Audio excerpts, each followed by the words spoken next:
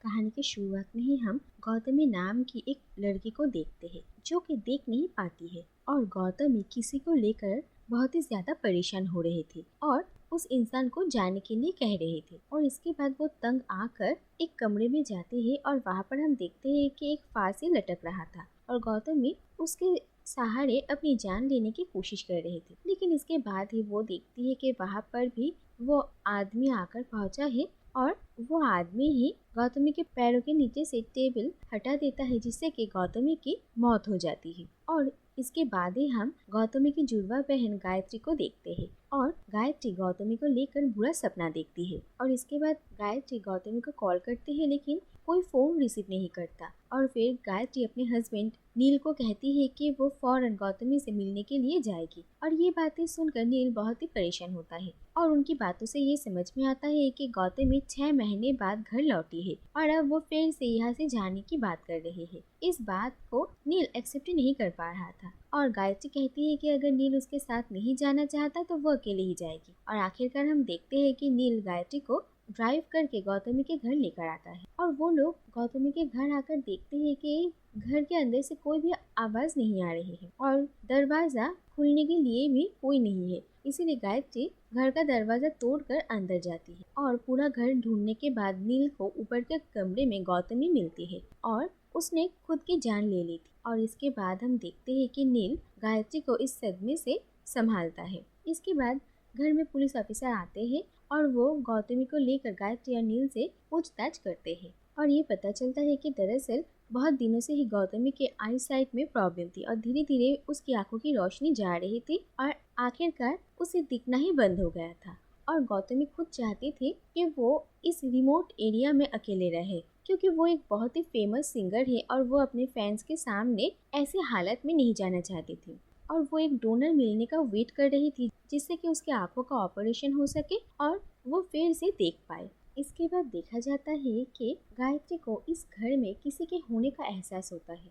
और उसे लग रहा था कि कोई उन्हें फॉलो कर रहा है। और ये बात वो जब नील को बताती है तो नील उसकी बातों पर यकीन नहीं करता। इसके बाद नील को एक डॉक्टर का कॉल आता है और वो गायत्री को कोई इम्पोर्टेंट बात बताने के लिए कहते हैं। लेकिन नील फिलहाल इस बात को गायत्री को नहीं कहता और हम ये देखते हैं कि गौतमी को जो आईसाइट की प्रॉब्लम थी वैसे ही प्रॉब्लम गायत्री को भी है। और नील गायत्री को स्ट्रेस लेने के लिए मना करता है जो कि उसके आंखों के लिए बिल्कुल भी ठीक नहीं था। और बीच बीच में ही गायत्री को सब कुछ धुंधला धुंधला दिख रहा था और पुलिस इंस्पेक्टर चंदेल भी बार बार नील को गायत्री को कुछ सच बताने के लिए कह रहे थे। लेकिन नील बार बार ये बातें गायत्री से छुपा रहा था और वो चाहता था कि वो गायत्री को यहाँ से जल्द लेकर चला जाए। लेकिन गायत्री को इस बात का पूरा शक था कि गौतमी ने सुसाइड नहीं किया है बल्कि उसका मर्डर हुआ है और वो इसी को लेकर छानबीन कर रही थी क्योंकि वो किसी को भी इस बात का भरोसा नहीं दिला पा रही। फिर गायत्री को ये पता चलता है कि गौतमी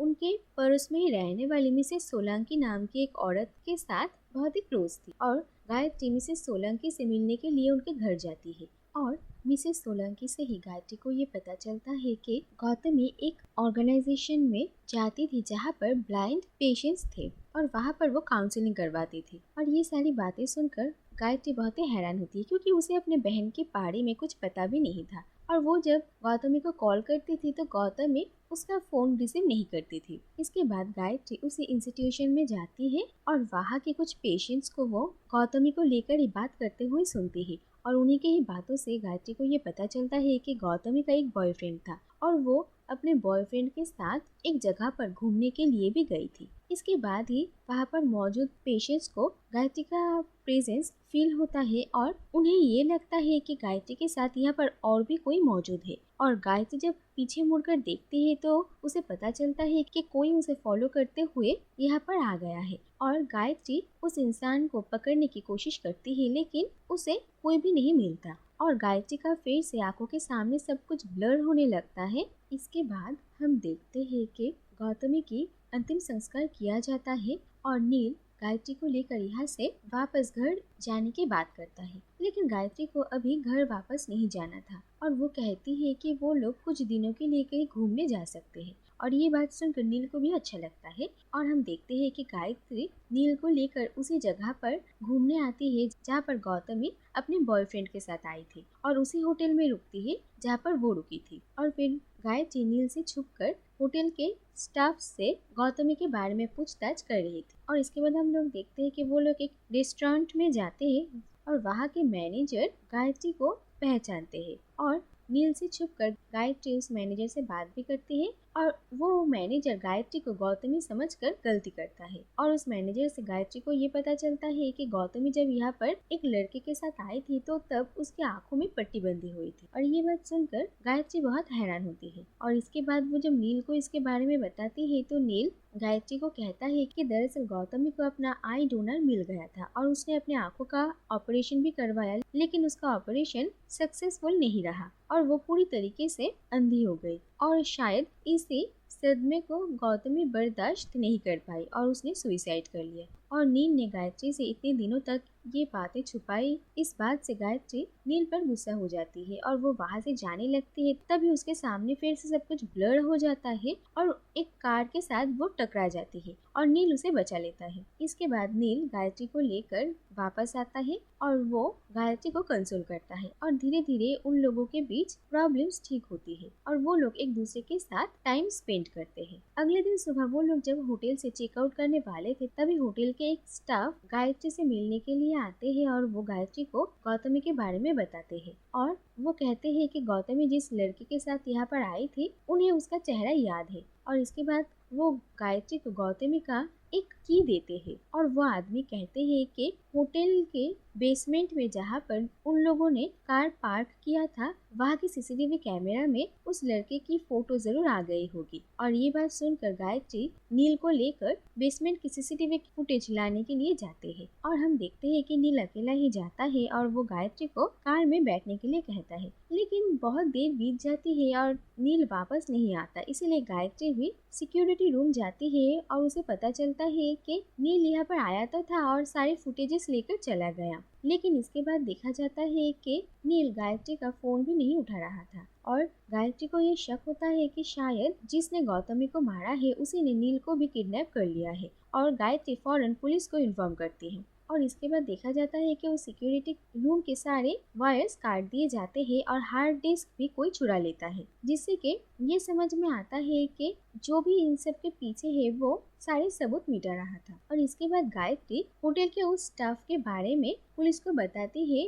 जिन्होंने इस लड़के को देखा था और हम देखते हैं कि यह आदमी उसी स्टाफ को भी मार डालता है। और इन सब कुछ के बाद गायत्री और भी ज्यादा परेशान हो जाती है और उसे नील की फिक्र हो रही थी। और फिर ऑफिसर चंदेल के साथ गायत्री अपने घर लौटती है और वहाँ पर ये देखा जाता है कि नील की मौत हो चुकी है। और इसके बाद ये देखा जाता है कि गायत्री की कंडीशन बहुत ही खराब होती है और इमीडिएटली उसके आंखों का ऑपरेशन करवाया जाता है। और इसके बाद पुलिस ऑफिसर गायत्री को एक रिकॉर्डिंग सुनाते हैं जो कि नील ने गायत्री के लिए छोड़ा था और नील गायत्री के सामने ये कन्फेस करता है कि दरअसल गायत्री अपने कामों में बहुत बिजी रहती थी और महीनों महीनों घर से दूर रहती और नील बहुत अकेला पड़ गया था। और इसके बाद से ही नील और गौतमी का अफेयर शुरू हुआ और नील गौतमी के अंदर गायत्री को ही ढूंढ रहा था। और ये सारी बातें सुनकर गायत्री को बहुत बुरा लगता है और पुलिस ये कहती है कि दरअसल नील और गौतमी दोनों ही गायत्री का सामना नहीं कर पा रहे थे, इसीलिए उन दोनों ने ही सुसाइड कर लिया।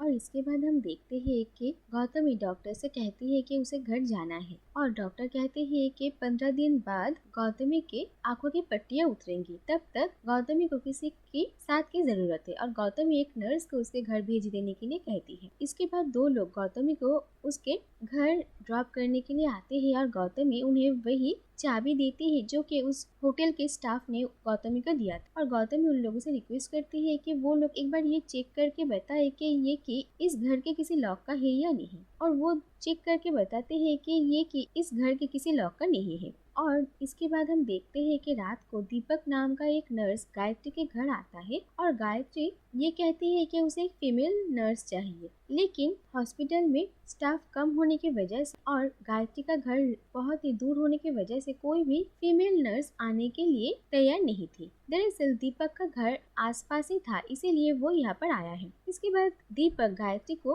रात का खाना खिलाकर और दवाई देकर चला जाता है और गायत्री डॉक्टर से पहले दीपक को रिप्लेस करवाने की बात करती है, लेकिन डॉक्टर कहते हैं कि दीपक एक बहुत ही ट्रेंड नर्स है और वो गायत्री की हेल्प कर सकता है, इसीलिए गायत्री उसे रखने के लिए तैयार होती है। और इसके बाद हम देखते हैं कि आधी रात को नील और गौतमी का बुरा सपना देखकर गायत्री की नींद खुलती है और उसे ये लगता है कि इस घर में कोई है और सबसे पहले वो पुलिस को कॉल करती है, लेकिन इतनी रात को पुलिस आने के लिए मना कर देती है और इसीलिए गायत्री दीपक को कॉल करती है और उसे इमीडिएटली घर में आने के लिए कहती है और दीपक गायत्री को धीरे धीरे इंस्ट्रक्शंस देकर इस घर से बाहर निकलने का रास्ता बताता है। और इसके बाद ही हम देखते हैं कि दीपक घर आकर पहुंचता है और वो गायत्री को संभालता है। इसके बाद दीपक गायत्री को अपने डर से लड़ने का हिम्मत देता है और वो धीरे धीरे गायत्री के पूरे घर में बिना देखे ही सारी चीजों को जानने और समझने में हेल्प करता है और धीरे धीरे गायत्री थोड़ा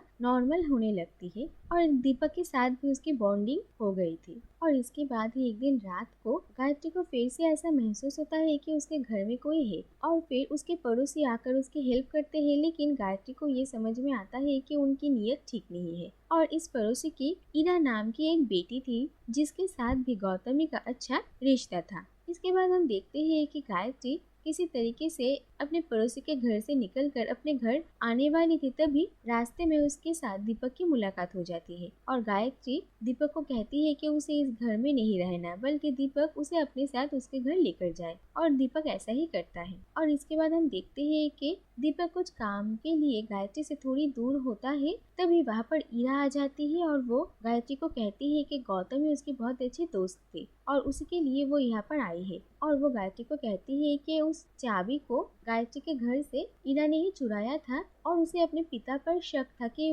कहीं वो गौतमी की मौत के लिए जिम्मेदार तो नहीं, लेकिन ये चाबी उनके घर के किसी भी ताले का नहीं है। और इरा गायत्री को कहती है कि वो इस नर्स से थोड़ा दूर रहे, क्योंकि गौतमी के साथ भी इरा ने इस नर्स को देखा था और उसे लगता है कि दीपक ने ही गौतमी को मार डाला है, लेकिन गायत्री इरा पर भरोसा नहीं करती है और वो उसे यहाँ से चले जाने के लिए कहती है और इरा भी वो चाबी गायत्री को सौंप कर वहाँ से चली जाती है। और इसके बाद हम देखते हैं कि दीपक गायत्री को दवाई देने की कोशिश करता है, लेकिन गायत्री दवाई नहीं लेती और वो किसी बहाने से दीपक से दूर जाती है और इस घर के हर लॉक में इस की को ट्राई करके देखती है और उसे पता चलता है कि ये की इसी घर में एक सीक्रेट रूम का है और गायत्री उस सीक्रेट रूम के अंदर जाती है और वो अपने आंखों की पट्टियों को खोल देती है और उसे ये दिखता है कि इस कमरे में उसकी और गौतमी की बहुत सारी फोटोज है और ये देखकर वो बहुत ही डर जाती है और वो जब यहाँ से भागने की कोशिश करती है तभी वो इरा की डेड बॉडी देखती है और उसे समझ में आता है कि दीपक ने इरा को मार डाला है। और गायत्री दीपक को कहती है कि उसे